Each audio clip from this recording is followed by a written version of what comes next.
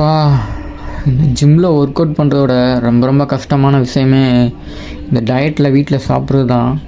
ஏன்னா எப்போவுமே நம்ம வகுறு ஃபுல்லாகவே இருந்துகிட்டே இருக்கும். அந்த டைம்கிட்ட இன்னும் பத்தாது போதும் அப்படின்னு சொன்னாலும் திணிச்சு சாப்பிட்டு அதை செமிக்கிறதுக்குள்ளே இருக்க படுற பாடு இருக்குது. இது 100 நாள் வெயிட் கெயின் ப்ராசஸில் இன்றைக்கி வந்து டே வந்து 63.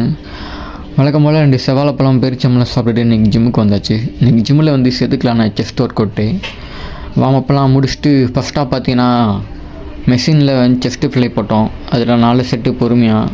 அதுக்கப்புறம் வந்து பெஞ்சு ப்ரெஸ், அதுலேயும் 4 செட்டு பொறுமையாக முடிச்சுட்டு பார்த்தீங்கன்னா டம்பில் வந்து இன்க்ளைன் டம்பிள் ப்ரெஸ்ஸு, அதுலேயும் 4 செட்டு.